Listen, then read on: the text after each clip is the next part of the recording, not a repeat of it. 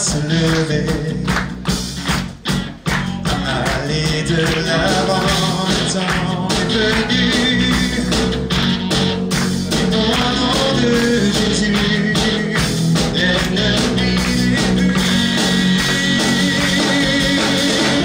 Chantons un chant victorieux, Dieu est avec nous, nous n'avons plus peur. Chantons un chant victorieux, Jésus est avec nous.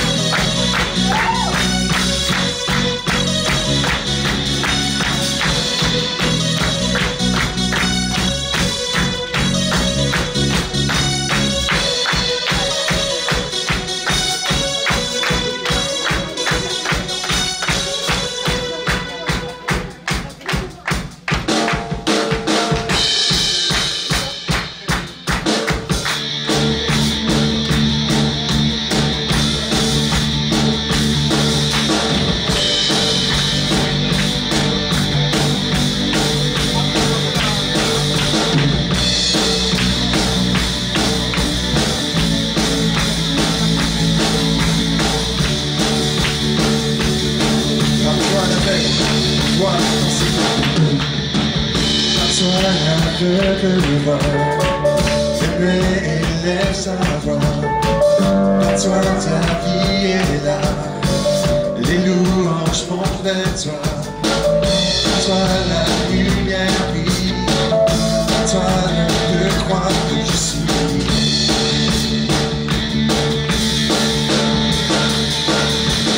Liberté.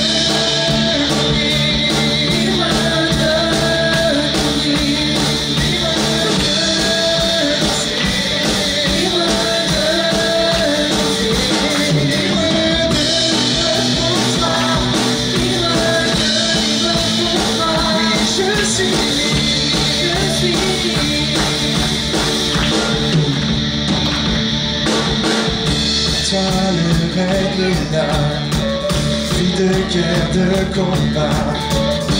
Toi tout est payé, je suis plus effrayé. À toi j'ai la victoire, à toi je peux croire que je suis.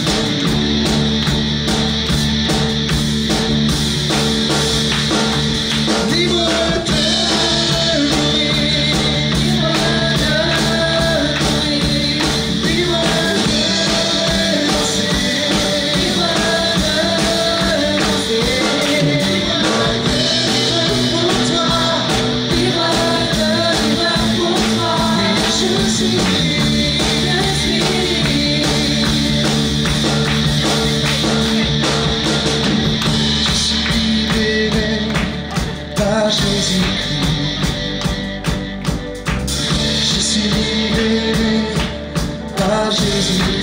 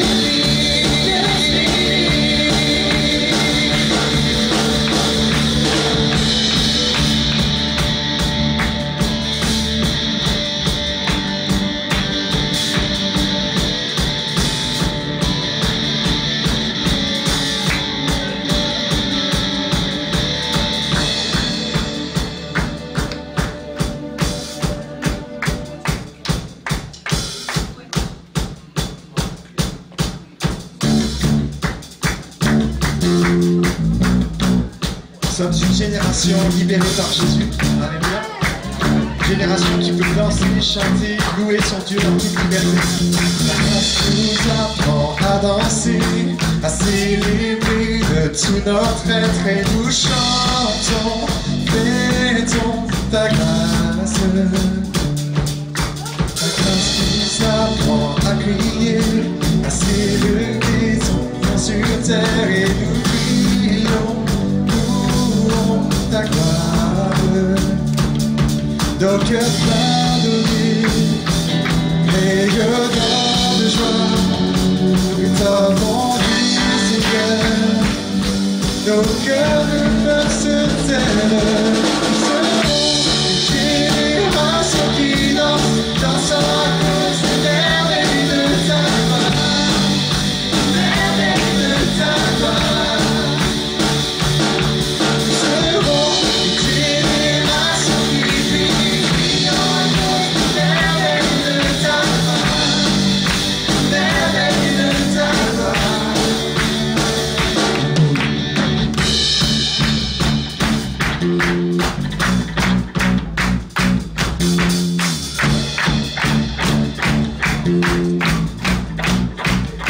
Ensemble ta grâce nous apprend à danser, à célébrer de tout notre être et nous chantons, fêtons ta gloire. Ta grâce nous apprend à crier, à élever de tout notre être et nous louons ta gloire. Nos cœurs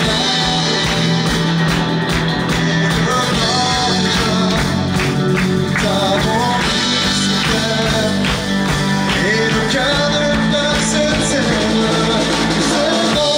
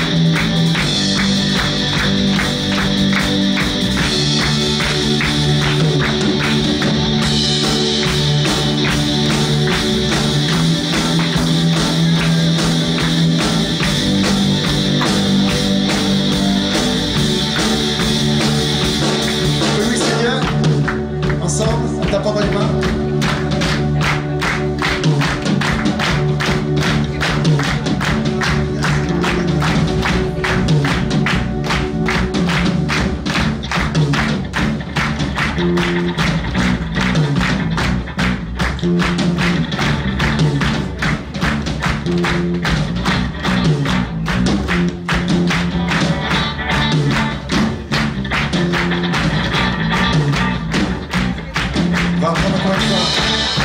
Nous voulons être une génération fantastique. Nos cœurs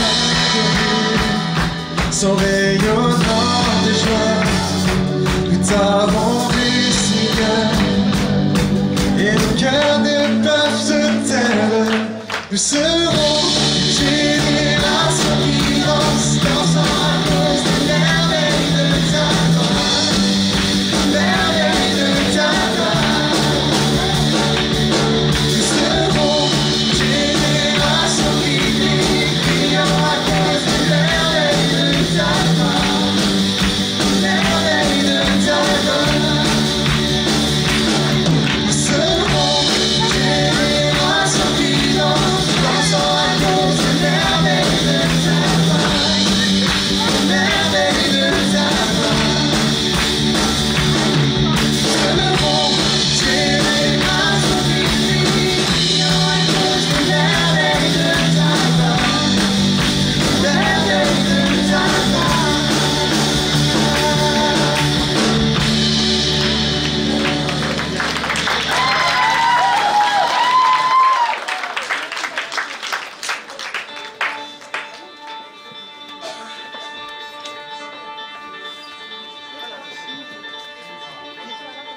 Quand la nuit règne autour de moi, tout s'effondre sous mes pas. Jésus, toi, tu es mon repère. Je le crois, je le crois. Un berger pour les caresser, la lumière pour nous guider. Jésus, toi, tu es le sauveur. Je le crois, je le crois. Nous croyons en le Père, nous croyons en Jésus-Christ, nous croyons en son Saint-Esprit qui nous a donné la vie. Jésus a été crucifié, mais il est ressuscité. Jésus est sorti du tombeau et il reviendra bientôt.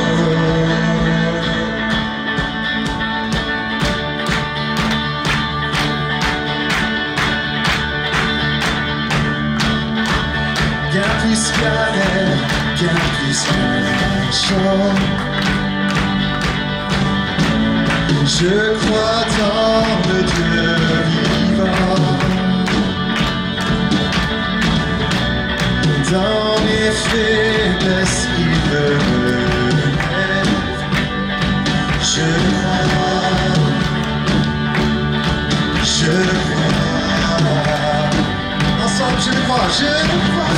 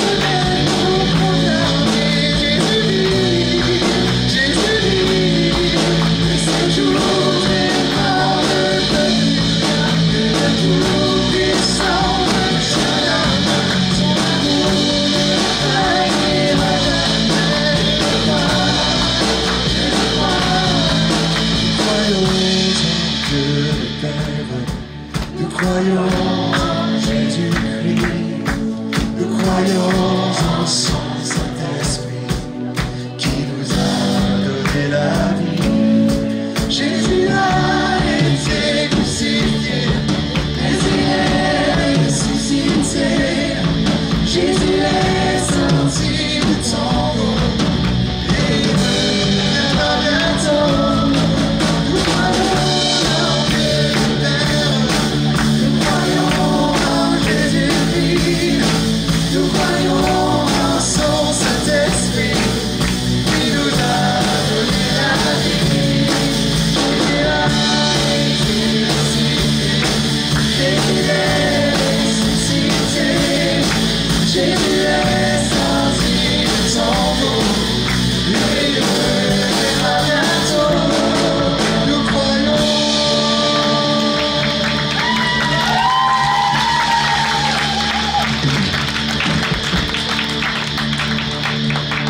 Alléluia.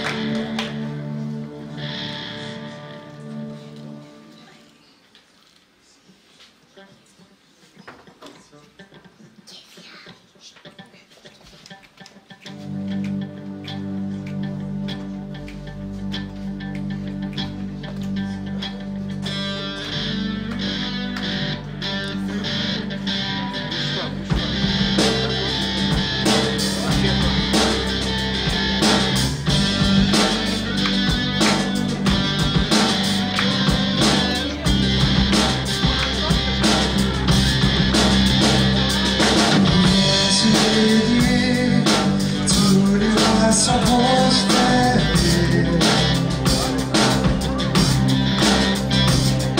les chaînes sont brisées, les cœurs brisés sont libérés. L'unique de Dieu tout-puissant, mon sauveur est le lion de Juda. Il rugit puissamment et remporte la victoire. Tout genou pliera devant lui. Mon sauveur est l'agneau immolé. Son sang a coulé pour me pardonner. Tout genou pliera devant le lion et l'agneau. Tout genou pliera devant lui.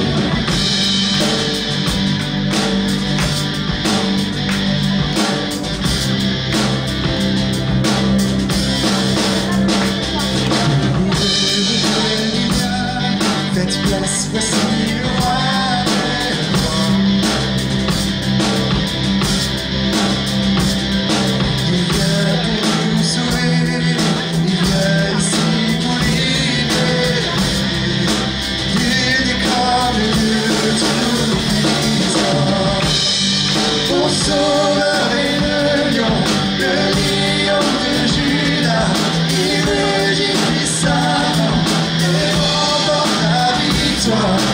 Tout genou pliera devant lui. Mon sauveur est l'agneau immolé. Son sang a coulé pour me pardonner. Tout genou pliera devant le lion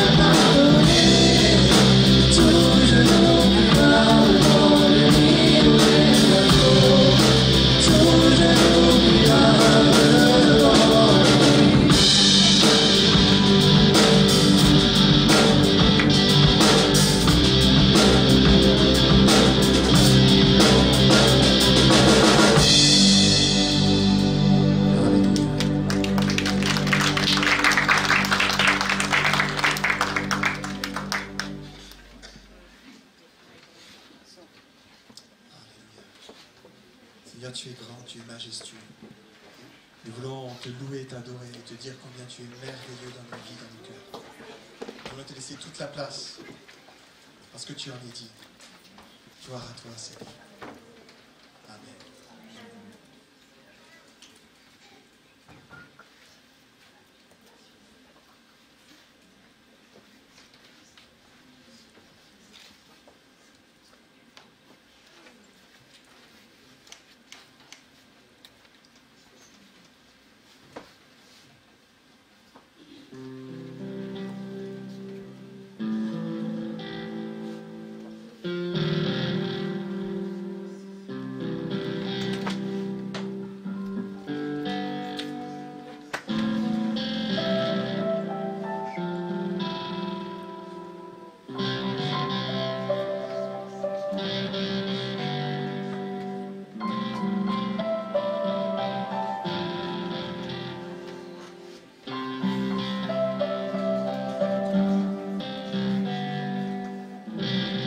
Assis dans le ciel, ton trône éternel, tu règnes à jamais.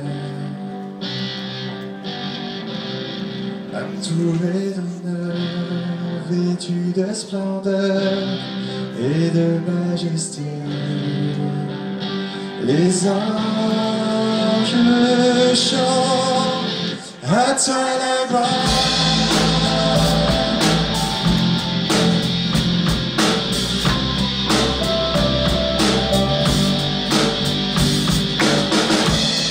Les cieux et les mers, la vie, la lumière, ils parlent de toi. Tu les as créés, les as appelés au son de ta voix. Les stèles chantent ta majestueux, souverain. Dieu tout-puissant, tu es saint. La création loue ton nom. Tout l'univers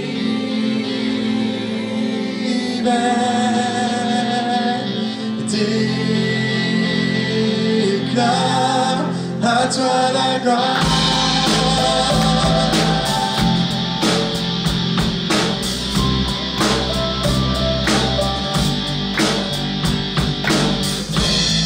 Oh, un serviteur, tu vas sur la terre, révéler l'amour. Divin créateur, merveilleux sauveur, tu vis pour toujours.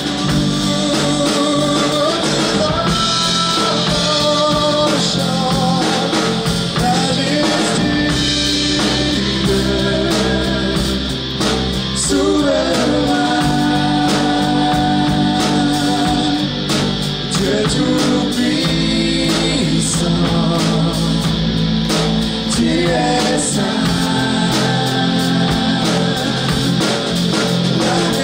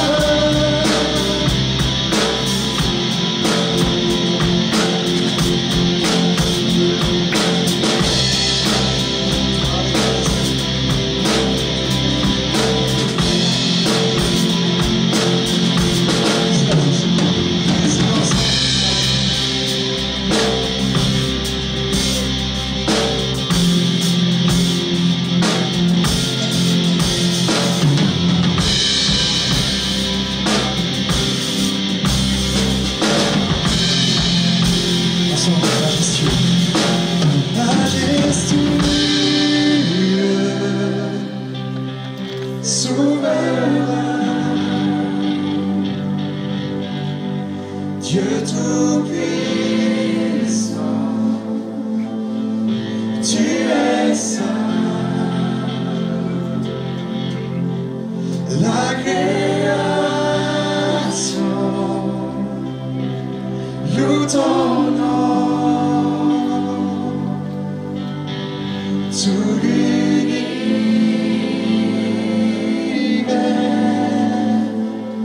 déclare, tout l'univers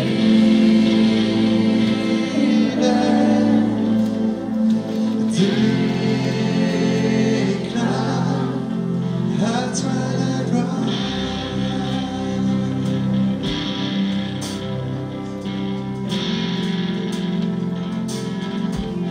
Seigneur, tu es grand, magnifique. Nous voulons te louer et t'adorer cet après-midi. Nous voulons t'élever dans nos cœurs. Seigneur, et chacun des maisons, Seigneur, nous voulons faire rayonner ta gloire. Tu es grand et tu es magnifique, Seigneur. Amen.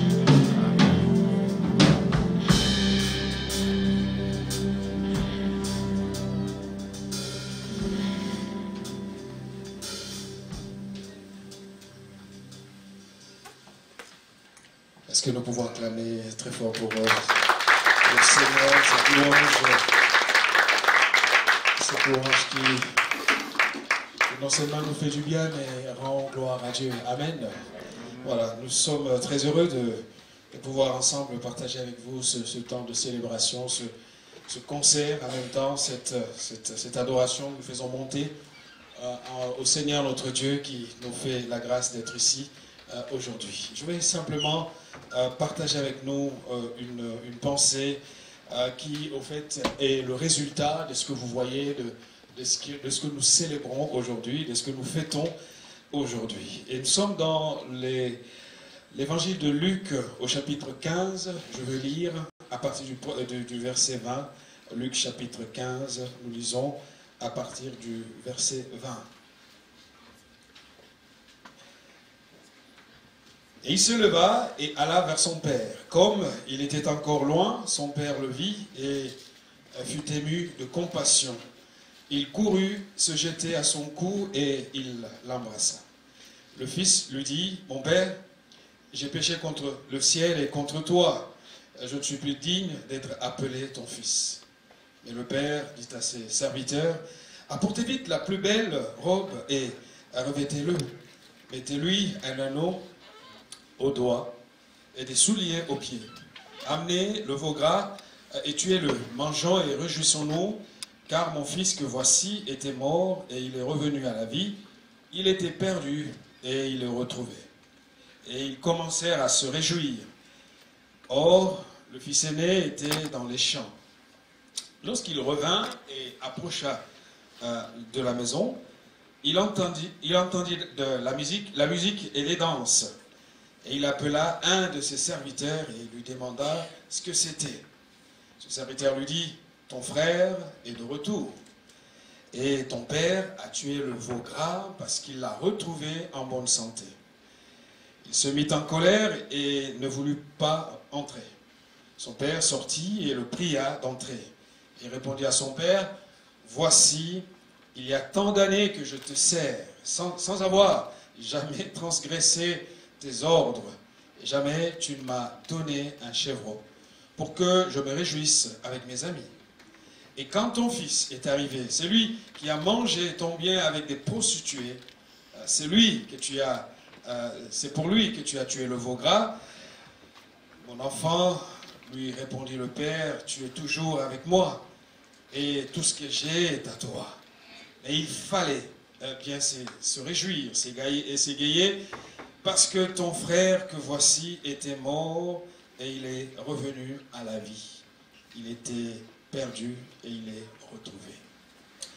Histoire à la fois intéressante, très intéressante, parce qu'il s'agit d'un retour de quelqu'un qui était éloigné, qui était allé trop loin de la maison du père. En même temps, une histoire qui met en relief, vraiment, met en évidence la colère de ce frère aîné qui n'était pas content de constater ou de voir toute la joie qui animait son père du fait que l'enfant, autrefois égaré, perdu, a pu retrouver le chemin de la bonne voie, le bon chemin ou le chemin de la raison. Il a retrouvé son sens. J'aimerais parler aujourd'hui, c'est vrai que c'est un récit que nous connaissons, mais ma préoccupation sera plutôt aujourd'hui d'ensemble voir avec nous plutôt l'aspect très intéressant qui est au fait pourquoi ils se réjouissent. Et ça part de la question de ce frère aîné qui, après son parcours, son temps sur le champ, il était parti au champ et il revient le soir, pose la question, pourquoi tant de musique et de danse dans la maison de mon père? Il ne comprenait pas parce que quelque chose se passait et cette chose-là était inhabituelle pour lui. Il ne comprenait pas pourquoi on pouvait danser, on pouvait mettre la musique à fond parce que quelqu'un était de retour. Et donc ce sujet de joie, ce sujet de célébration, c'est ce qui me porte aujourd'hui très rapidement à vous présenter les raisons de cette joie ou les raisons qui ont poussé le père d'abord, l'enfant retrouvé et toute la famille réunie autour de ce sujet de joie. Vous savez, il s'agit ici d'un portrait d'un père que chacun de nous aimerait avoir. Parce que ce père, premièrement, nous voyons qu'il se distingue par son attitude. L'attitude de ce père est quelque chose qui me frappe, quelque chose qui m'interpelle, quelque chose qui me dit, je voudrais avoir un père comme ce papa. Parce que, voyez-vous, malgré tout ce qui se passait, nous pouvons retrouver la notion de grâce, d'acceptation dans le regard, dans l'attitude de ce père. Je rappelle que pour certains d'entre nous qui sont habitués à des milieux d'église, nous avons déjà entendu des prédications sur ce qui s'est passé dans cette famille. Et on est vraiment frappé, moi je suis frappé par le père qui n'était pas un père possessif.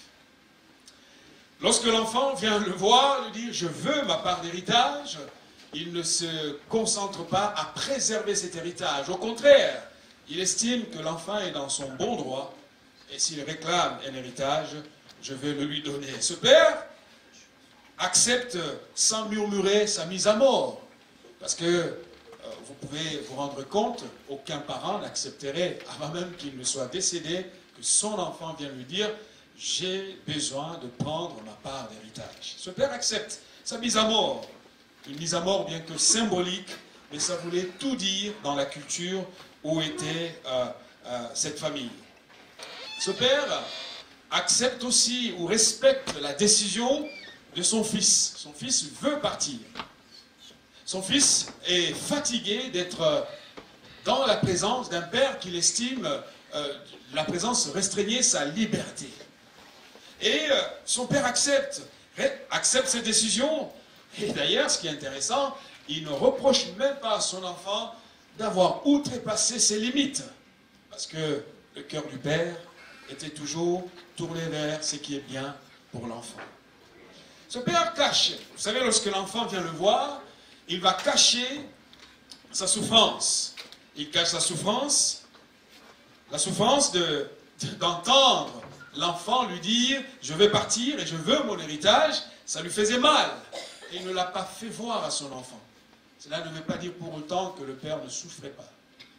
Dans son cœur, il y avait un déchirement. Dans son cœur, il y avait une grande tristesse. C'est seulement que dire à un enfant qui est déjà résolu, qui a décidé de partir? On peut le voir d'ailleurs dans le récit. Lorsque l'enfant revient, le père est incapable de cacher son bouleversement. Il est content, il est heureux, il est dans la joie parce que c'est ce qu'il attendait depuis tout ce temps. Ce père, vous savez, n'est pas un père qui est conformiste ou étranger ou attiré par toutes sortes de légalisme. Il aurait pu dire à son enfant, ah, mais qu'est-ce qu'il vient encore faire? Non, nous lisons verset 20, il est clairement dit, et il se leva, quand l'enfant a pris la décision de partir, l'enfant se lève et dit, j'irai, je vais aller vers mon père. Et comme la Bible nous dit au verset 20, comme il était encore loin, son père le vit. Et il fut ému de compassion. Il courut se jeter à son cou et il va embrasser son enfant. Parce que dans son cœur, depuis toutes ces années où l'enfant était parti, le cœur du père était tourné vers l'enfant. Un père qui ne réclame rien, alors aucune réclamation de réparation préalable des torts subis par lui du fait de ce comportement rebelle de son enfant, avant d'accepter son intégration dans la famille. Il l'accepte, il le reçoit tel qu'il était revenu à la maison. Vous savez, vous ne pouvez pas réclamer davantage à quelqu'un qui revient. Déjà, le simple fait de revenir est un acte de repentance. Est une démarche qui cherche un retour dans la maison de celui qui nous a toujours portés. Et conséquence logique, c'est que ce père va exploser de joie. Explosion de joie, et il va tout chambouler parce que son intérêt principal, c'était la vie de l'enfant. Je pense que ce portrait de ce père nous rappelle un autre père, le véritable, dont Jésus est venu révéler lorsque nous lisons dans Jean chapitre 3, verset 16, où il est dit que Dieu a tant aimé le monde et il a donné son Fils unique afin que quiconque croit en lui ne périsse pas, mais qu'il ait la vie éternelle. Au travers de ce portrait de ce Père, qu'est-ce que le Seigneur faisait? Le Seigneur dressait le tableau de Dieu, d'un Dieu plein de compassion, d'un Dieu ému par notre sort, par notre misère, par notre souffrance, d'un Dieu qui a toujours un regard vers nous, d'un Dieu qui attend notre retour. Parce que le plus important pour lui, ce n'est pas que nous soyons perdus, mais que nous revenions à la maison. C'est ça le cœur de Dieu. D'un Dieu qui ne réclame rien, si ce n'est que nous revenions et nous accepte dans sa maison, tel que nous sommes. D'un Dieu qui est prêt à tout pour nous restaurer, pour nous réparer, pour nous renouveler, pour nous guérir, pour essuyer nos larmes, enlever tout le poids qui nous porte, qui nous charge, enlever toute la pression qui est sur nos épaules. Parce que dans la maison de notre Père Céleste, il y a la vie. Deuxième élément que je trouve d'exceptionnel dans ce récit, c'est en fait l'acceptation de ce Père. En fait, le fait d'accepter le retour dans la famille de cet enfant autrefois égaré était pour lui une manière de nous informer sur la vraie nature du péché. Chers amis, vous qui êtes invités, et peut-être qui n'avez aucune relation avec Dieu, vous savez, parfois, nous pensons que le péché est un ensemble de choses que nous commettons. Le péché est loin d'être les actes que nous posons. Le péché est d'abord une question de relation. Lorsque cet enfant prend la résolution de quitter la maison, il commettait déjà le péché. Avant même d'aller dépenser toute sa fortune avec les prostituées et les gens de mauvaise vie. Parce que le péché est avant tout la rupture d'une relation qui doit être maintenue. Connaître Dieu, ce n'est pas pratiquer un ensemble de devoirs que les religions nous imposent ou que les religions nous recommandent. Si vous voulez aller essayer, quoi que vous fassiez, quoi que vous êtes prêt à faire, rien de ce que vous ferez ne va satisfaire le cœur de Dieu. Ce qui importe, c'est revenir dans la relation avec le Seigneur. C'est l'apôtre Paul qui disait que « Car tous ont péché et ils sont privés de la gloire de Dieu. » Parce que le péché, la notion du péché, est foncièrement une notion relationnelle. Si je décide de vivre ma vie comme si Dieu n'existait pas, et quand bien même je dépenserai toute ma fortune pour les pauvres ou faire des actes bons, cela ne me sauve pas. Le péché est toujours dans mon cœur, parce que le péché est avant toute chose une question de relation. Ce Père va montrer qu'au fait, le péché est déjà au moment où l'enfant revendiquait son départ de la maison pour un pays étranger, c'était déjà le péché. ce matin, ce soir, cet après-midi, je veux dire, si tu es dans une position vraiment de revendication personnelle, de dire Dieu, pour moi, il n'existe pas, eh bien, rien que cette revendication-là est appelée et considérée par la Bible comme l'acte qui te pousse vers le péché. Patrimoine, dépensé, tout est perdu, et au bout d'un moment, il se rend compte que est-ce que je reste ici par honte ou par culpabilité, ou il est temps que je revienne à la réalité? Cet après-midi, si vous êtes là, c'est aussi un clin d'œil de Dieu qui a voulu que vous soyez là. Que vous soyez ici pour entendre cette parole, qui n'est rien d'autre qu'un appel au retour vers Dieu, au retour à la maison, parce que dans la maison de Dieu, il se passe quelque chose. Je vais terminer avec le troisième élément, c'est l'ambiance que l'on trouve dans cette maison. Et c'est très intéressant.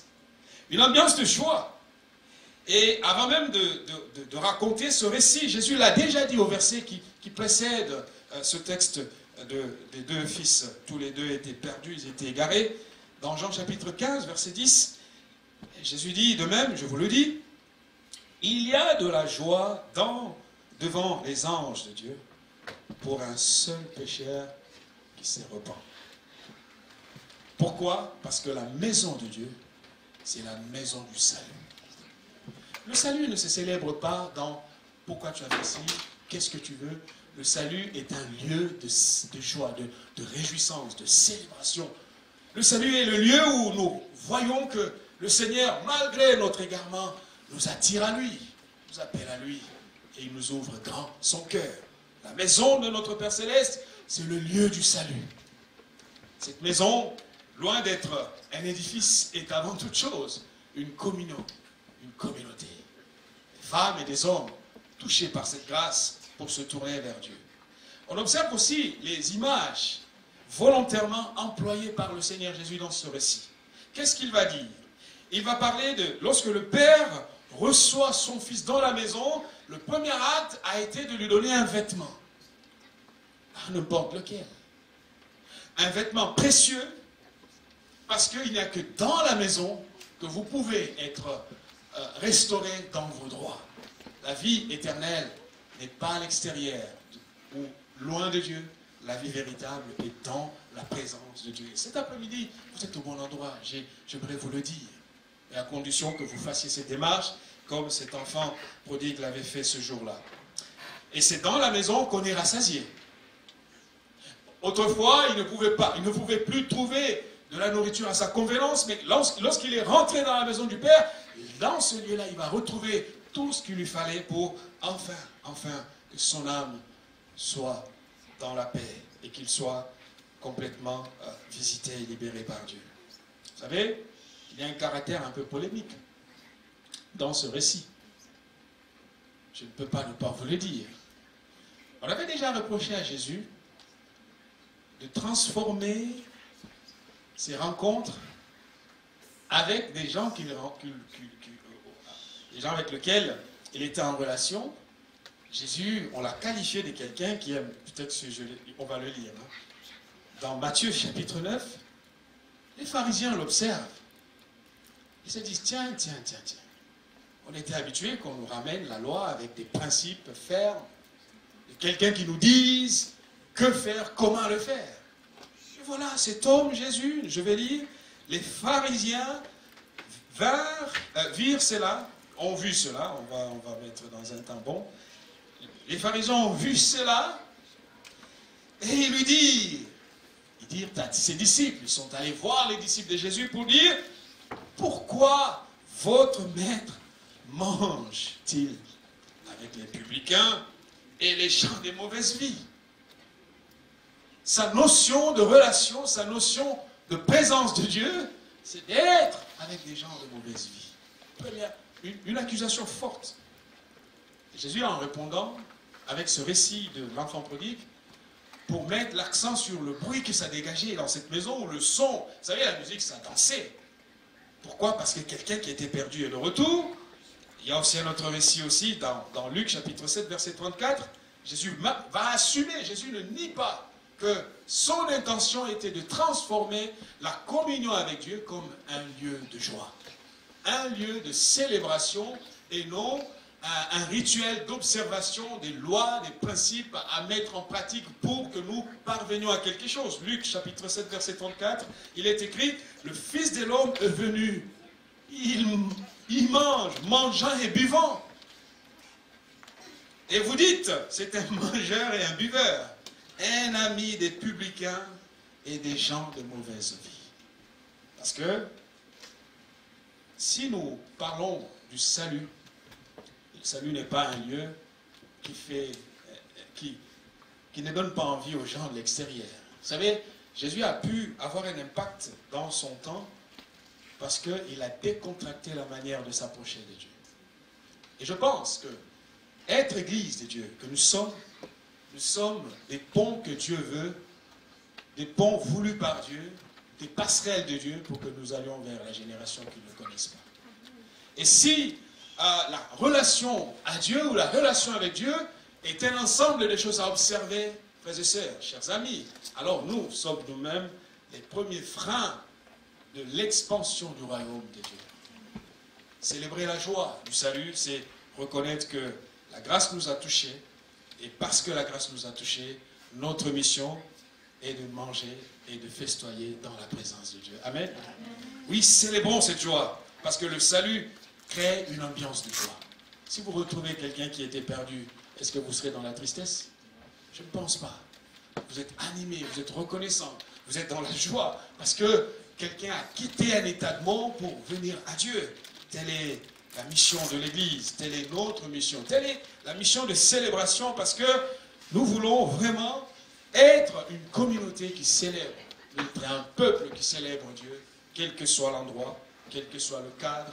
Le plus important, c'est cette joie que nous communiquons venant du fond de notre cœur. Et donc, trois choses, Dieu, de par son attitude, nous reçoit tel que nous sommes. Et Dieu nous met dans une ambiance de joie. Et dans la maison de Dieu, nous sommes réparés. Cet après-midi, si tu n'as aucune relation avec le Seigneur, laisse-moi simplement te dire, tout a été accompli à la croix pour que Jésus-Christ soit celui qui t'apporte la vie dont tu as besoin. Tu peux continuer à observer des prescriptions, ou à suivre un maître, ou un gourou, ou un maître à penser, je ne sais qui est-ce que tu suis. J'aimerais simplement te dire, si vraiment tu veux la liberté, reviens dans la maison de Dieu. Et ce retour n'est pas un retour de avant de revenir, voici ce qu'il faut faire. Non, tu n'as rien à faire avant de revenir. Reviens tel que tu es. Dieu se chargera de l'après. Dieu bénira ta bonne volonté. Dieu accompagnera ta détermination. C'est ça qui importe. Reviens à l'Éternel. Dans sa maison, la maison de joie. Cette maison n'est pas un édifice. Cette maison, c'est d'abord toi, une vie, un temple de l'esprit, une communauté d'abord spirituelle, une communion qui est d'abord spirituelle, avant d'être une communion qui s'étend par les relations, les rapports que nous pouvons avoir les uns avec les autres. Le monde a besoin de nous, l'Église de Dieu. Et nous sommes là comme des passerelles. Et je crois, et je le proclame, la célébration se veut être une passerelle de Dieu dans notre génération, lieu de célébration, de joie.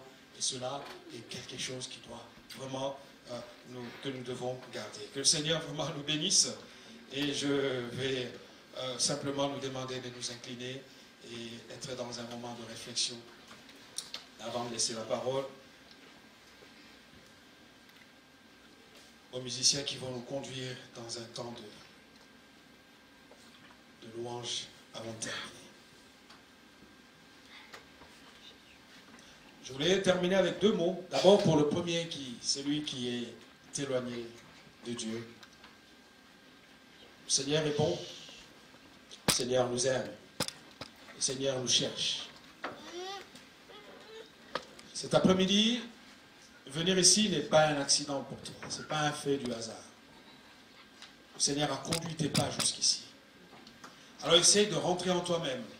Ce que j'aime de ce récit, c'est que la Bible dit, rentrant en lui-même, il a repris conscience. Son instant de folie s'est arrêté. Et il s'est dit, je veux retourner à la maison, dans la maison de mon Père. Est-ce que quelqu'un cet après-midi a besoin de se réconcilier avec Dieu?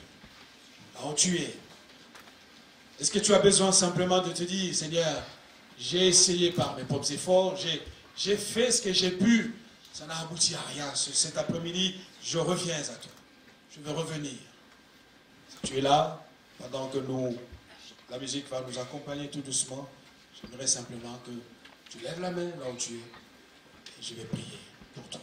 Ça, c'est pour la première catégorie de personnes. Deuxièmement, je vais demander à tous ceux qui ont peut-être oublié le caractère missionnaire que Dieu veut pour son Église.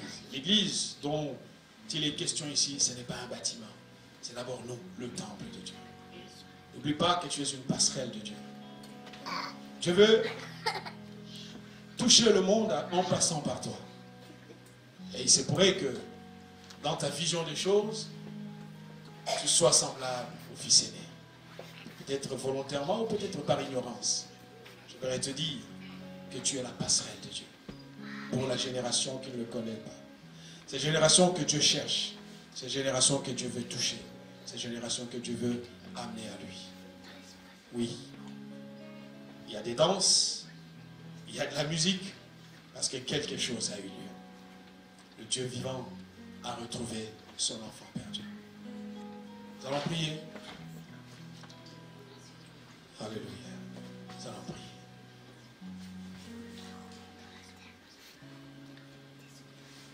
Est-ce que tu as besoin de te réconcilier avec le Seigneur? N'aie pas honte.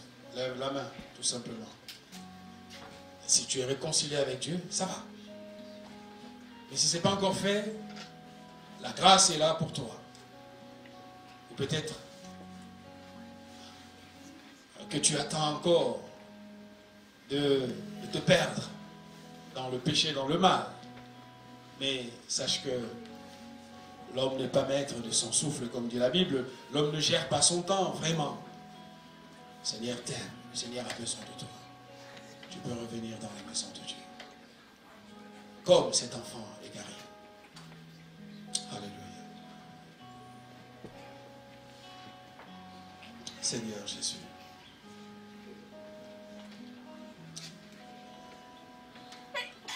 Je vais te prier, mon Dieu, pour ces deux catégories de personnes ici. Aujourd'hui, cet après-midi dans ces lieux. Mon Dieu, je vais d'abord prier pour les enfants perdus. Les plus jeunes, tous les deux étaient perdus.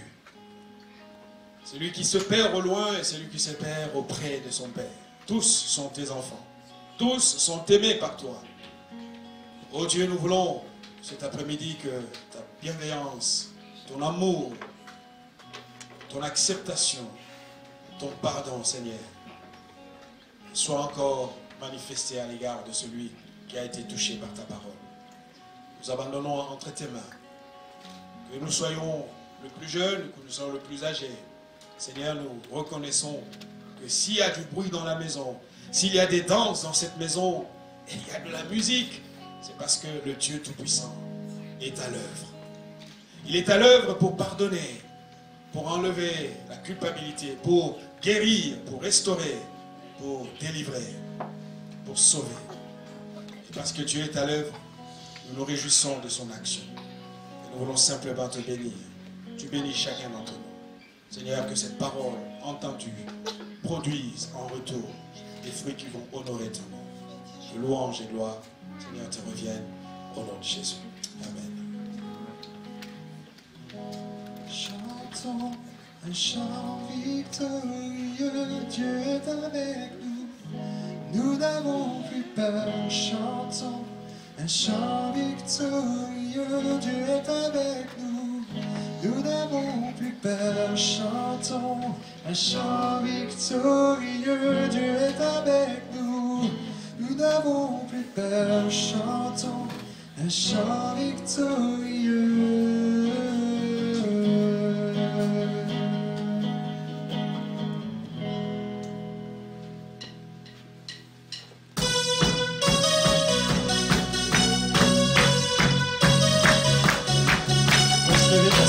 Dieu.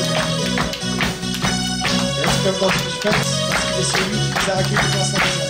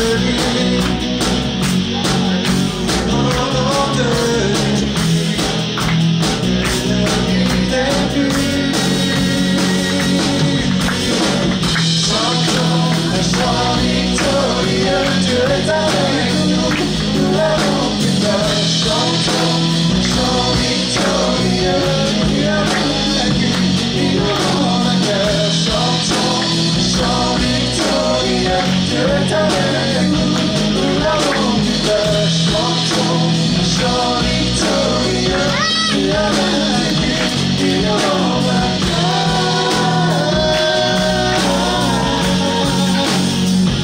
Et nous l'on vaincra.